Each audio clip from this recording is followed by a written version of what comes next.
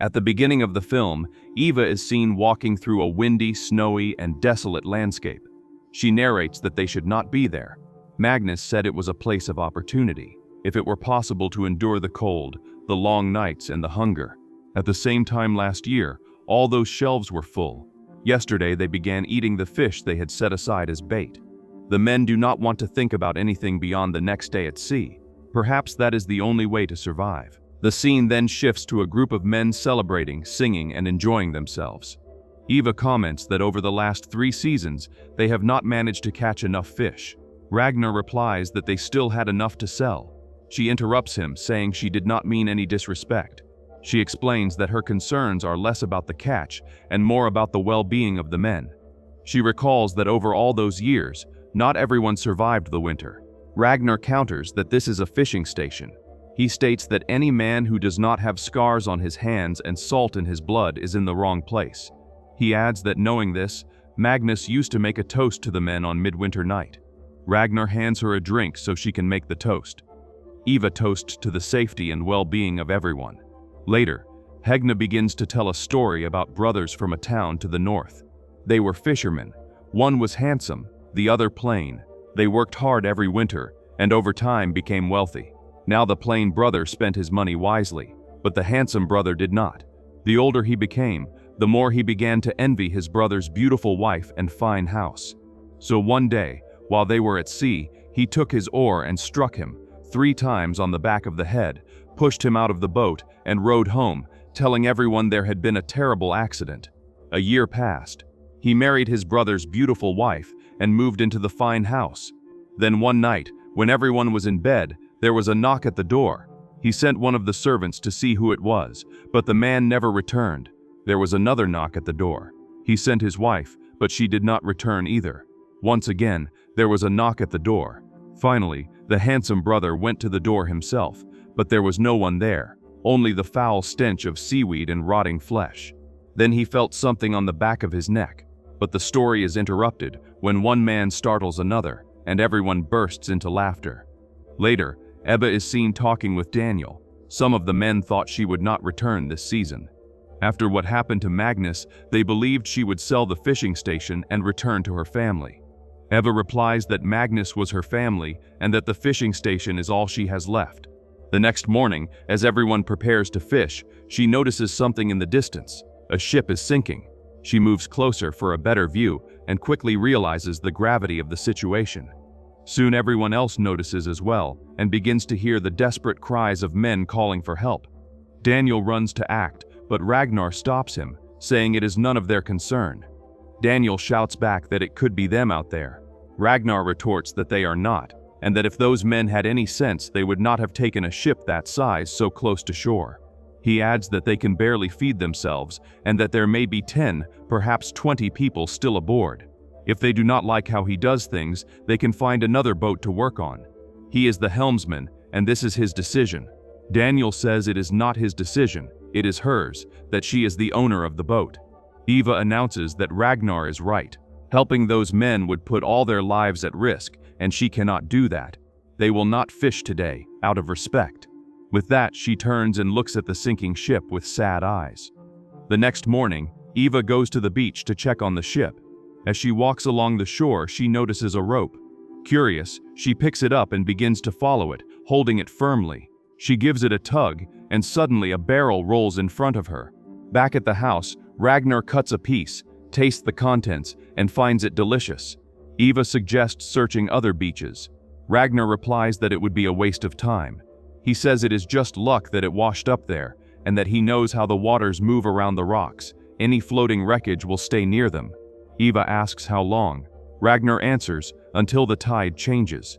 Eva then asks if they could take a boat there before that happens. Ragnar replies that they will have to leave now. The scene shifts to Ragnar, the men, and Eva in a boat. As they row toward the large rocks, Ragnar spots a crate floating in the water. One of the men pulls the crate closer and brings it into the boat. Eva looks back toward the rocks, searching for more crates. Suddenly she notices something and becomes frightened. It appears to be people shouting for help. Ragnar immediately orders the men to row the boat backward. The desperate people jump into the water, hoping for rescue. As they try to climb aboard, the men push them back into the water. In the middle of the chaos, Ragnar falls into the water, disappearing beneath the surface. Eva quickly lights her lamp, but just then, a man in the water grabs her hand. She screams for help. Daniel runs to her and strikes the man in the face with a pole, killing him instantly. The lifeless body floats in the water. The next day, they discover they recovered 5 flasks of lamp oil and 6 bottles of brandy. One man exclaims that they lost their helmsman for that, and the group begins to argue in frustration. Daniel shouts for them to be quiet. Eva says that if no one objects, Daniel will take over as helmsman. With that, she walks away. Later, Daniel tells Eva that Magnus used to say that if you cannot trust the man beside you, you should not get into the boat. Eva asks if he thinks Magnus would have made the same decision she did. Daniel replies that what is done is done. Suddenly, they hear splashing in the distance. As they approach, they discover dead bodies that have been washed ashore. Eva notices Aaron nearby and asks what he is doing. She approaches him and demands to know what is in his hand. Aaron replies that it is a watch. Eva firmly orders him to put it back. He reluctantly agrees, but then notices movement in the stomachs of the bodies. Startled, he shouts that it is alive. Daniel approaches the body, observes the strange movement, and cuts open its stomach. To his horror, a snake emerges from the body's stomachs along with the intestines. The scene shifts to the group placing the dead bodies into coffins. Eva asks what is going on. Jonas replies that nothing is happening, that it is just a silly superstition. Helga is worried that the dead will return as Draugr. Eva asks what the ropes are for. Daniel explains that they are to bind the dead. If you tie their arms with a bound rope, they cannot free themselves. Turning the coffin 3 times confuses their sense of direction, and driving nails into their feet prevents them from walking in their dreams. After sharing this information, the group leaves without performing any of the rituals. Later, as Eva returns home, she hears a noise coming from one of the coffins. She stops and freezes in terror before quickly moving on. Walking through the darkness, she hears footsteps approaching from behind. Startled, she turns and notices a figure sitting in the distance. After a moment, the figure begins to rise, and Eva, overwhelmed with fear, starts to run. Trembling, she stumbles and falls. When she looks back again, the figure is gone. Just then, Daniel touches her shoulder, and she startles. Later that night, Eva tells Daniel about the figure she saw. Daniel reassures her, saying it is the long winters and the darkness playing tricks on the mind. Eva nods in agreement. Daniel then offers her Magnus's rifle, suggesting it might give her peace of mind, saying there is no harm in keeping it close. That night, while Eva is sleeping, she has a nightmare about her encounter with the people whose ship sank. She wakes in terror. Just then, she hears a man murmuring in the distance. Curious and concerned, she goes to investigate and finds Aaron murmuring in his sleep with a trembling voice. The next morning, she notices something above the door. Curious, she examines it and realizes it is witchcraft. She informs Helga, saying she found it hidden there. Helga replies that it will not work if it is hidden because the Draugr needs to see it. Eva asks what it is. Helga explains that it is wood from that ship, a stake, to protect the house from evil. Eva replies that the men cannot be reminded of what happened that night. She cannot allow them to be distracted by spirits and ghosts. Helga interrupts, saying it is not a spirit. Most of it is skin, bone, and blood. Like them, only there is no life left in it, just hatred. She continues, saying she has seen it in her dreams. During the day it stays hidden, but at night is when she feels it, trying to enter their minds. Later, Eva notices that her group caught more fish than usual that day. She suggests they should celebrate, that they have plenty of food now. Everyone agrees enthusiastically. Then they all enjoy themselves, feast, dance, and celebrate, because they caught many fish. After a while, Eva hears a creaking sound and notices a figure standing in the distance, shrouded in darkness. Trembling with fear, she begins to move backward, keeping her eyes on the figure. Suddenly, Håkon asks if she is all right. Eva looks back at the figure, but now there is no one there. She stands up and leaves. Helga approaches and asks if she saw it, saying that the enchantments are not working, that it will soon enter everyone's mind, and that this will be the end of them all, that it wants them to turn against one another. Eva replies that she must have drunk too much. Helga warns that such a thing never stops, and that she would not sleep if she were her. Ava says that whatever happened on that ship to those people was a terrible tragedy. They had no choice.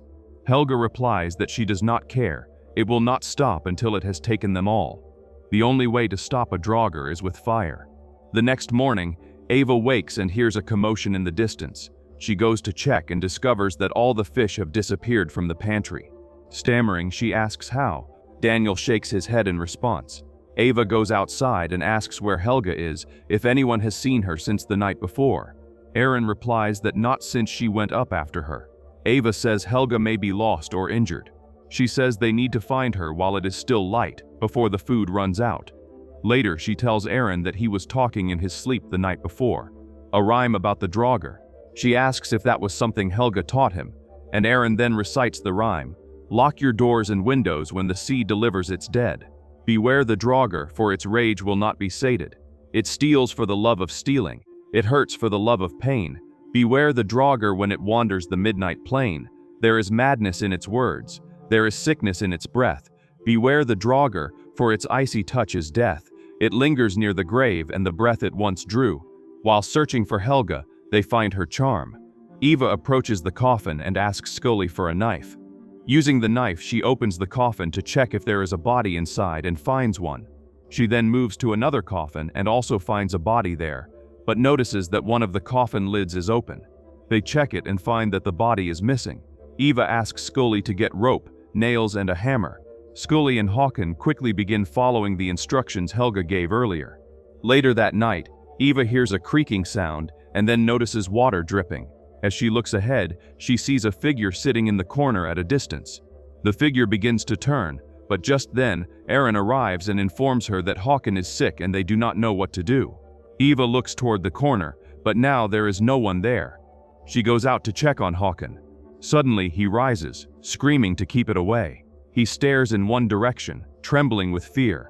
Daniel tries to calm him. Håkon covers his ears, shouting that he does not want to hear it. Suddenly, he gasps, looking at something, and says that they are all going to die. Daniel replies that he is sick and seeing things. Håkon retorts that he is not sick and that Daniel thinks he is safe, but he is not. Then Håkon attacks Daniel, and the others try to restrain him. Just then, Aaron grabs a hammer and strikes Håkon on the head, killing him. Later, Daniel says he has known Håkon for 10 years and has never seen him like that. Eva replies that the Draugr is real and that they need to get rid of it. Daniel confesses that he saw a shadow out of the corner of his eye, heard a voice in his mind, dreamed of that man's death, could feel the axe in his hand, feel it splitting against the skull. That thing is not a ghost, it is worse than that. There is no clear explanation for what is happening, but he still believes that the living are always more dangerous than the dead, and with that he walks away. The next morning, Eva notices wet footprints on the floor, and looking more closely, sees a figure sitting in the dark. Suddenly, the door opens, and Scully and Aaron bring an injured Daniel inside. Eva asks what happened, and Scully says he fell into the water, hit his head on the ice, and is burning like Håkon. Later, Eva asks what happened down there, and Scully replies that they cast a few lines near the ice, and that it took no more than an hour for an ancient fog to begin forming. That was when Daniel saw the seals and they all heard them barking. They brought the boat closer to the ice, and Daniel climbed up, something that should have taken a minute or two, but the weight stretched on until the fog became thick as smoke.